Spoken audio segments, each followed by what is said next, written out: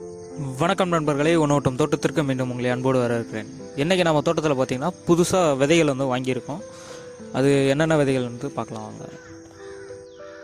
வழக்கம் போல் நம்ம உழவர் ஆனந்த் அந்த வெப்சைட்லேருந்து தான் நம்ம விதைகள் வாங்கியிருக்கோம். நம்ம மேட்டுப்பாத்தியில் விதைகளை விதைக்கிறதுக்காக நம்ம ஒரு சில விதைகள் வாங்கியிருக்கோம். இப்போது நம்ம வாங்கியிருக்க விதைகள்லாம் பார்த்திங்கன்னா சில விதைகள் நம்ம நாற்று விட்டு தான் நம்ம எடுத்து நம்ம மேட்டுப்பாத்தியில் நடவு செய்யணும். சில விதைகள் டைரெக்டாகவே நம்ம நடவு செய்யணும். முதல்ல பார்த்திங்கனாக்கா இந்த பப்பாளி விதை பார்த்திங்கன்னா மேட்டுப்பாத்தியும் அதே போல் வரப்போரங்களையும் நம்ம நடவு செய்யறதுக்காக வாங்கியிருக்கோம்.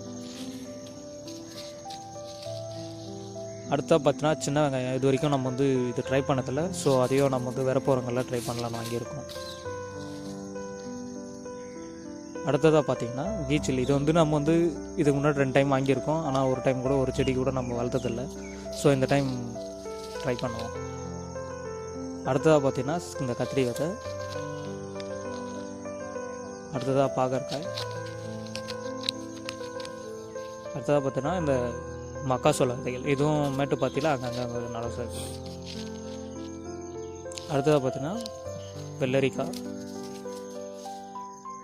அடுத்தா இந்த கேரட், இதுக்கு முன்னாடி நம்ம 2 முறை நம்ம நல்லா அறுவடை எடுத்திருக்கோம். ஸோ இந்த முறை 3வது முறை ட்ரை பண்ண போகிறோம் மேட்டுப்பாத்தியில். அடுத்தா பார்த்திங்கன்னா செடி தக்காளி, அடுத்தா பார்த்திங்கன்னா வெள்ளை முள்ளங்கி, இதுவும் மேட்டுப்பாத்தியில் நல்லாவே வளரும். இது தாங்க நம்ம மேட்டுப்பாத்திகளில் நடவு செய்ய போகிறோம்.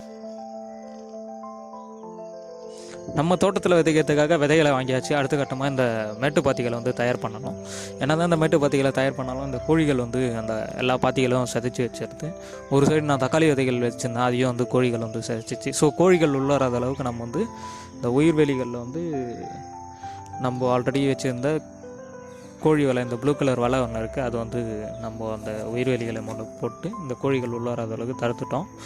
ஸோ அடுத்த கட்டமாக நம்ம மேட்டுப்பாத்திகளை முழுமையாக முடிச்சுட்டு விதைகளை நாற்று எடுத்து நம்ம மேட்டுப்பாத்தியில் நடவு செய்யறோம். இவ்வளோ தாங்க வேலை. நன்றி, வணக்கம்.